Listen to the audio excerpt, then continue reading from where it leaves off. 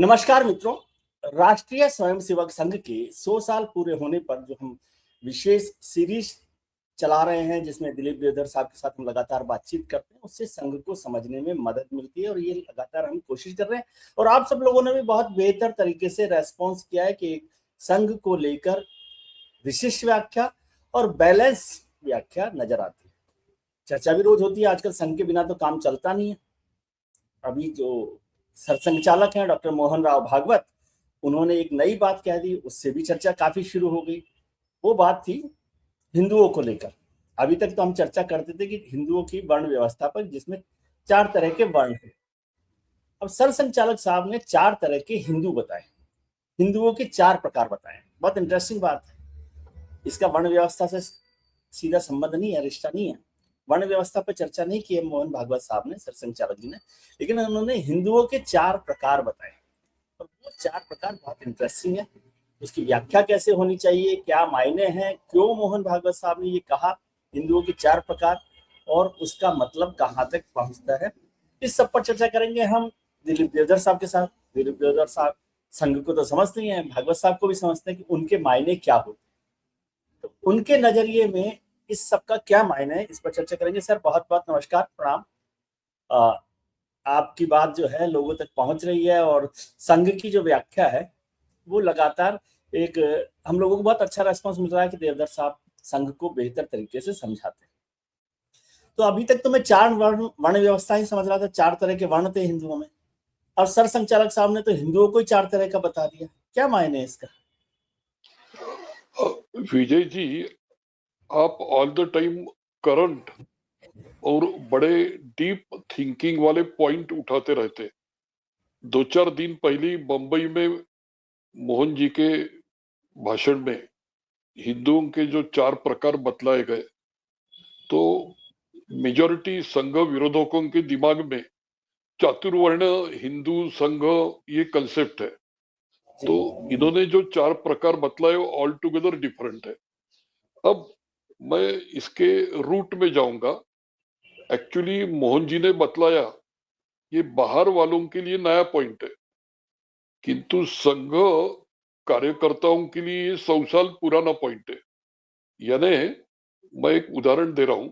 संघ संस्थापक डॉक्टर हेडगेवार जी, उन्होंने पुणे में जो उस समय का ओटीसी हुआ था, उस समय एक बौद्धिक दिया था जो बड़ा फेमस है। वो बौद्धिक में डॉक्टर हेडगेवार जी ने बतलाया था कि संघ क्या है। तो उनका भाषण है कि संघ मैनेजमेंट का फोर्स है। दुनिया में जितने शास्त्र है, साइंसेस है, उसकी हम लोगों ने पढ़ाई करके, संगठन शास्त्र की पढ़ाई करके, हमने अद्ययावत ज्ञान के भरोसे संघ का संगठन शास्त्र विकसित किया है। और संघ की जो आने वाले दिनों में जो डेवलपमेंट होने की है, वो डेवलपमेंट संगठन शास्त्र की फाउंडेशन पर होगी। मेजॉरिटी लोगों को संघ का ये पॉइंट पता नहीं है। यानी कारपोरेट वर्ल्ड मैनेजमेंट साइंस पर काम करता, ये तो दुनिया जानती है, जी, किंतु 100 साल से संघ मैनेजमेंट साइंस को टूल करके यूज करके काम कर रहा है। यह एक महत्व का पॉइंट है। और जी, संघ के जो 100 साल हो चुके हैं, तो 100 साल में ये मैनेजमेंट साइंस का क्या प्लस पॉइंट है, क्या अचीवमेंट है, क्या आउटकम है, सब लोगों ने देखा हुआ है। क्योंकि जी, 100 साल में सीपीआई ऑर्गेनाइजेशन की मैनेजमेंट और आउटकम और संघ का आउटकम, यह लोगों के कंपैरिजन के लिए उनके सामने है। अब आपने जो पॉइंट खड़ा किया, वो पॉइंट पर मैं डायरेक्ट आता हूं। जी, मोहन जी ने बतलाया कि हमारे लिए हिंदुओं के 4 प्रकार है। तो यह वाक्य संघ का जो मैनेजमेंट साइंस का अप्रोच है उसको दर्शाने वाला है।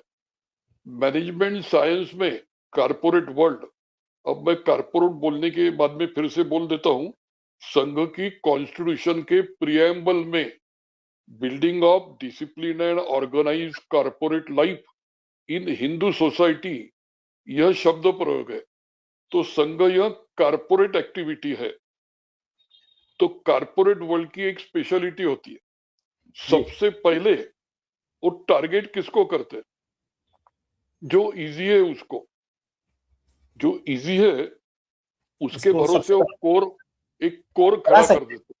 हाँ, स्कोर खड़ा कर सकते हैं। इसके बाद में वो जो बचे हुए में कंपैरेटिवली यानी इजी तो गाभा बन गया, उसमें उसके मेहनत बाद नहीं लगती। उसके बाद में वो जो थोड़ा डिफिकल्ट है, थोड़ा सा, उसको ज्यादा ले नहीं, उसको टारगेट करते। उसके बाद में वो ज्यादा डिफिकल्ट है, उसको उनको टारगेट करते। और एट द एंड जो मानने ही नहीं वाला है, उसको जिस देखते पर इन्फ्लुएंस नहीं होगा, उस पर इन्फ्लुएंस लाने का प्रयास करते। तो बिल्कुल। मोहन जी के हिंदुओं के चार प्रकार में जी पहले मोहन जी मैं की इस बात में चार प्रकार क्लियर कर देता हूं। पहला जी प्रकार यानी जो खुद को बोलते गर्व से बोलो हम हिंदू है। हाँ दूसरा प्रकार वो हिंदू है यह मानते किंतु बोलते नहीं, जी यानी मानते हैं हम हिंदू है किंतु बोलते नहीं, वोकल नहीं होते। तीसरा वो पब्लिकली हम हिंदू है एक्सेप्ट नहीं करेंगे, प्राइवेट लाइफ में अगर हिंदू बातचीत करो तो बोलेंगे हाँ मैं हिंदू हूं। और चौथा ग्रुप है, एक तो हम हिंदू है वो मान्य नहीं करते, या उनको पता है वो हिंदू है, वो मान्य करना उनके स्ट्रेटेजी में फिट नहीं होता। तो जी मोहन जी के हिंदुओं के चार प्रकार मैंने आपको कथन नहीं, कर लेकिन ये दिए। चार प्रकार तो आपने डिफाइन कर दिया। ये हाँ चार प्रकार को क्लासिफाई किया होगा ना। हाँ अभी तो जब ये पार्टी जो है, विचारधारा जो है, उसमें अक्सर कहते हैं कि हम तो कपड़ों से पहचानते हैं लोगों को। तो ये हिंदुओं को कैसे पहचानते हैं, पहली बात। दूसरी बात अब मुझे समझ आया, क्योंकि मोहन जी अक्सर कहते हैं कि भाई जब भी सवाल हो, पेपर हो एग्जाम में, तो पहले हम आसान सवालों को हल करते हैं, फिर मुश्किल को करते थे। उसी का ये रूप है। अब बहुत सारे लोगों ने मुझे कहा जब मोहन जी का ये भाषण आया कि भाई ये गर्व से कहो हिंदू है, इसका मायने क्या है? क्योंकि हिंदू होने में या मुसलमान होने में या ईसाई होने में या पारसी होने में आपका कोई कंट्रीब्यूशन नहीं है। It's by an accident. तो फिर क्यों गर्व करें? एक मिनट। कुछ लोग जो गर्व से बोलते हैं हम हिंदू है, उनका एक बैकग्राउंड होता है। उदाहरण के लिए वो हिंदुओं की जो विविध सनातनी या जो धार्मिक संगठनाएं हैं उनमें एक्टिव होते हैं। तो उनमें एक्टिव होने की वजह से उनमें एक अस्मिता का भाव आता है। वो अस्मिता का भाव उनको हम हिंदू है ये मामले में उनकी कॉलर टाइट करता है। दूसरा, इंडिया में आर्य समाज का बहुत पुराना कार्य है। तो जो आर्य समाज में जो एक्टिविस्ट है या जो एक्टिव लोग है, वो भी विथ कन्विक्शन हम हिंदू है यह बातचीत ओपनली करता है। फिर एक पॉलिटिकल हिंदू है। पॉलिटिकल हिंदू अलग अलग ग्रुपों में, यानी हिंदू सभा से लेके शिवसेना से लेके इवन साउथ इंडिया में भी काफी हिंदू ऑर्गेनाइजेशंस है।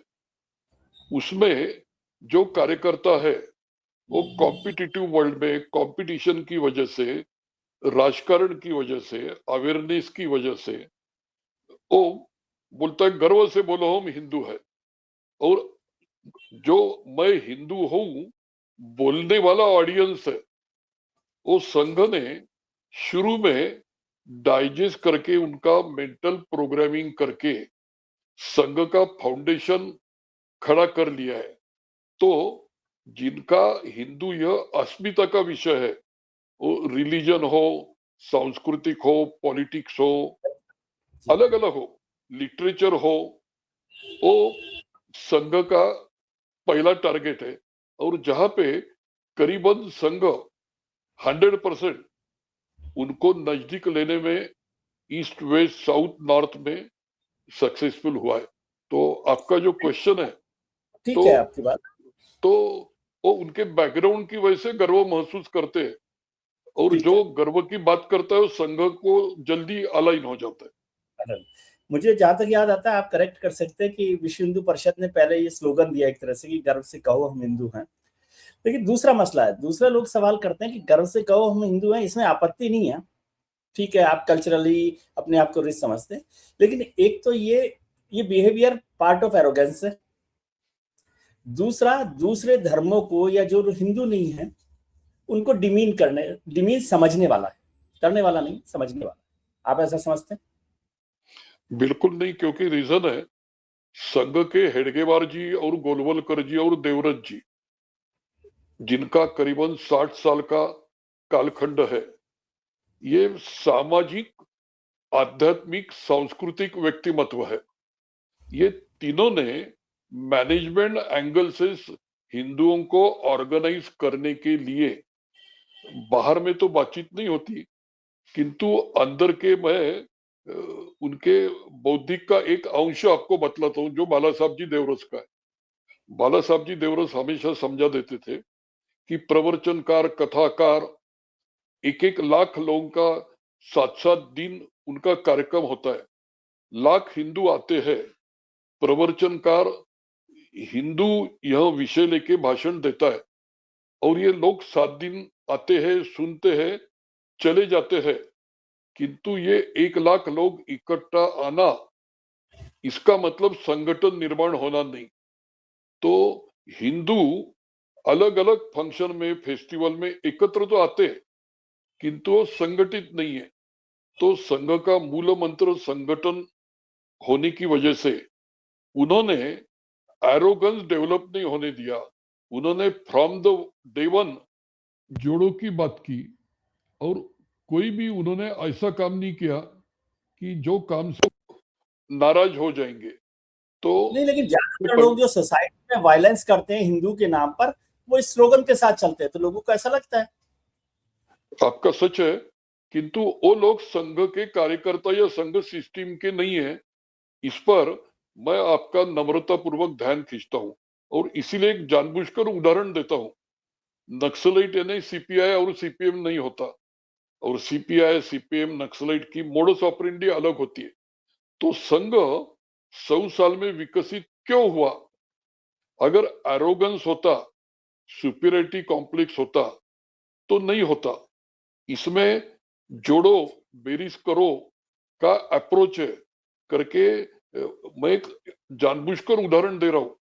नेहरू खानदान की बहू और पोता इंदिरा जी ने घर के बाहर निकलने के बाद में मेनका और वरुण जी आए कहां पे? संघ विश्व में आए। तो इसमें संघ का जोड़ो, एसिमुलेट करो, डाइजेस्ट करो, ये स्ट्रेटेजी है।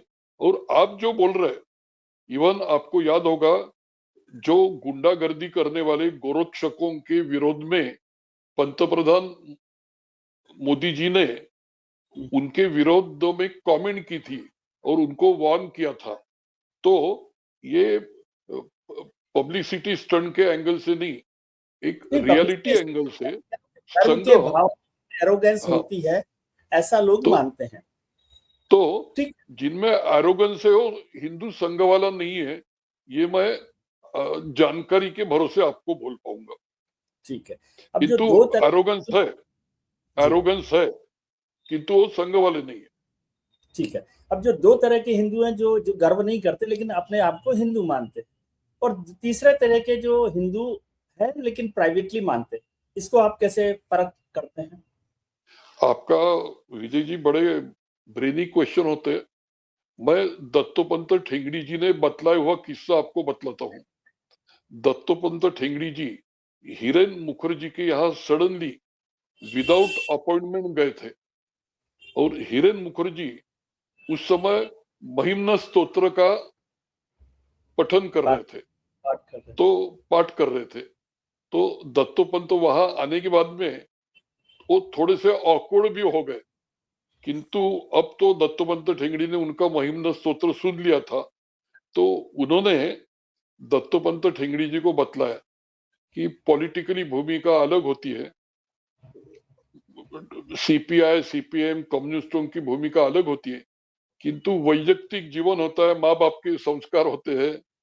तो महिम्न स्तोत्र में जब तक बोलूंगा नहीं, कहूंगा नहीं, तब तक मुझे मन तसल्ली नहीं होती। शांति नहीं होती। तो अब कुमार केतकर जो फेमस लेफ्टिस्ट पत्रकार है, संघ विरोधी है, उन्होंने मुझे एक क्वेश्चन पूछा था।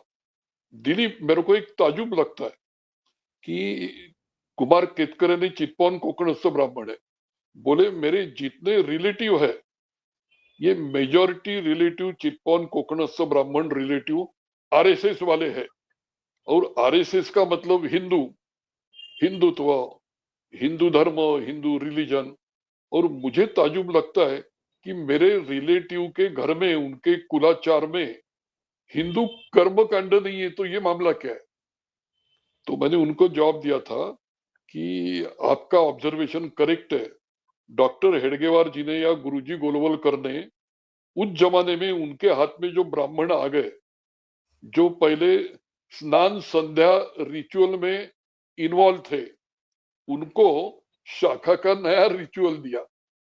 और शाखा का नया रिचुअल देके एक रिचुअल से, संध्या के रिचुअल से शाखा के रिचुअल में लेके गए। और गुरुजी ने उनको समझा दिया कि गणवेश में उस समय लॉन्ग शूज होते थे लेदर के, तो संघ का गणवेश पवित्र होता है, तो लॉन्ग शूज पहन के भगवान को नमस्कार करने में भगवान कोई प्रसन्न होगा, नाराज नहीं होगा। तो आपका जो तीसरा पॉइंट है, तो संघ, आपने एक मार्क किया होगा, सीपीएम के काफी लोग, सीपीआई से ज्यादा सीपीएम के, जब उनका मोह भंग होता है तो केवल सीपीएम के मेजॉरिटी लोग डायरेक्ट आरएसएस में आ जाते हैं। ये केरल में भी आपने देखा है, भारत भर में देखा है, नागपुर में मैंने देखा है। तो इसका रीजन, उनके संस्कार तो हिंदू के हैं, किंतु वो संस्कार उन्होंने घर तक सीमित रखे। एक क्षण ऐसा आ जाता है, और मैं ये टॉपिक निकला करके बोल देता हूं, संघ के बारे में भले लेफ्टिस्ट कुछ भी बोले, किंतु आप 100 साल का रिकॉर्ड देखो। सीपीएम तो बाद में पैदा हुआ, सीपीएम के पॉलिट ब्यूरो में सिर्फ कायस्थ और ब्राह्मणी लोग होते हैं। ब्राह्मण लोग। सवर्ण के बाहर में सीपीएम के पॉलिट ब्यूरो में लोग होते नहीं।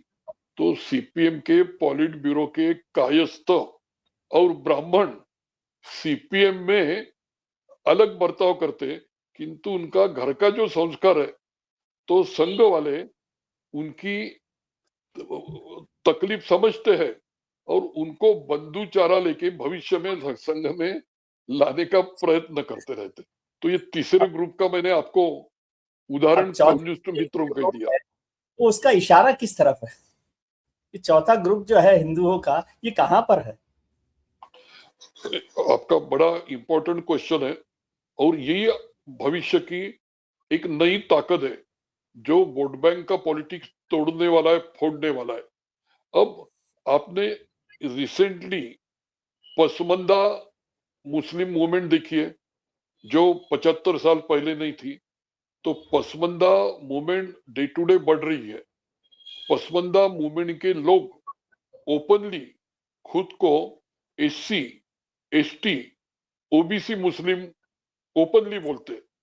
तो आप मुझे बतलाइए कि हिंदुओं की कास्टिज्म की गाली संघ का संबंध ना होने की वजह से संघ को 100 साल खानी पड़ी। तो एक तो पॉइंट एक्सेप्ट कर ले कि एससी, एसटी, ओबीसी ये कास्ट का हिंदुओं से संबंध है। और जो 90% इंडियन मुस्लिम अगर एससी, एसटी, ओबीसी है, इसका मतलब एससी, एसटी, ओबीसी का दूसरा नाम हिंदू है। तो आज वो खुद को हिंदू नहीं समझ रहे, किंतु आज को एससी, एसटी, ओबीसी समझ रहे। तो ये कल का एक फोर्थ ग्रुप, उनको पता है कि आक्रमणकर्ताओं ने तलवार के भरोसे उनका धर्मांतरण किया, किंतु उन्होंने उनका कल्चर छोड़ा नहीं है। आप नॉर्दर्न इंडिया के हो करके मैं जानबूझकर बोल रहा हूं, चौधरी चरण सिंह जाट नेता थे, किंतु मुस्लिम जाटों के भी चौधरी नेता। चरण सिंह नेता थे, ये बाहर के लोगों को पता नहीं है। आज भी काफी राजपूत मुस्लिम, उनके घर में राजपूत कस्टम चलते हैं। तो ये जो चौथा ग्रुप है, आज मैं हिंदू नहीं बोल रहा हूं, आज मैं मुस्लिम है बोल रहा हूं, ये आने वाले दिनों में ये संघ का डिफिकल्ट किंतु चौथा ग्रुप है। और यूपी के योगी जी के कैबिनेट में पसमानदा मंत्री भी है। तो आपका बड़ा विजय जी, आपका एक है कि आप पॉलिटिक्स के बैकग्राउंड की वजह से टॉपिक कोई भी रहे पॉलिटिक्स नहीं छोड़ते। तो ये जो मुस्लिमों का जो बड़ा ग्रुप है, और एक ध्यान में रखिए, जब हज यात्रा में मुस्लिम जाता है तो आप हज यात्रा का फॉर्म देखिए, वहां पे उनकी आइडेंटिटी हिंद मुस्लिम होती है। अब हिंदू और हिंद में उच्चार का फर्क है, किंतु दोनों एक ही है। और पूरे अरेबियन वर्ल्ड में इंडिया भारत नाम नहीं चलता, हिंदुस्तान नाम चलता। तो हिंदुस्तान हिंदुओं का तो चौथा जो डिफिकल्ट है, किंतु आने वाले पीरियड में वो संघ का बंधुभाव क्षेत्र में ऐड होने वाला नया फोर्स रहने वाला है। बिल्कुल, बहुत अच्छे से आपने समझाया, लेकिन एक छोटी सी बात कर दूं, हालांकि टाइम हमारा खत्म हो गया। आपने कहा कि संघ का बंधुत्व भाव इस चौथे हिस्से के साथ है, लेकिन अभी जो उनका जो सहयोगी संगठन है भारतीय जनता पार्टी, वो तो अभी तक इनको अनटचेबल मानता है। ये मैं आपके साथ सहमत इसीलिए नहीं हूं कि वाजपेयी जी और आडवाणी जी ने मुस्लिम वोट बैंक का मार खाया, और मोदी और अमित शाह ने मुस्लिम वोट बैंक को बूमरैंग किया। तो आप मुस्लिम वोट बैंक के भरोसे मुस्लिमों के वोट हमको नहीं मिलने देने का अगर पॉलिटिक्स खेलते हो तो थैंक यू। हम मुस्लिम वोट बैंक के भरोसे हिंदुओं को ऑर्गेनाइज कर लेंगे। आप तो कह रहे हैं कि मुस्लिम आरएसएस सपोर्ट करता है इस आइडिया को? नहीं, आरएसएस और बीजेपी अप्रोच में, स्ट्रेटेजी में अलग है। एक ध्यान में रखो, BJP election oriented political force है, और बीजेपी को 5 साल के बाद का भारत देखना है, और आरएसएस को 25, 50, 100 साल के बाद भारत देखना है। तो स्ट्रेटेजी में फर्क है, और ये फर्क इन रियलिटी है, इसमें झूठापन नहीं है। अब यानी आप अपने स्ट्रेटेजी से आप अपने क्षेत्र में काम करना पड़ता है, उसका ये उदाहरण है। नहीं, वो ठीक है, बिल्कुल। अब वो तो ये होता है ना कि विजय त्रिवेदी गलत काम करता है तो उसकी गाली देवधर साहब को खानी ही पड़ती है ना, बड़े भाई को।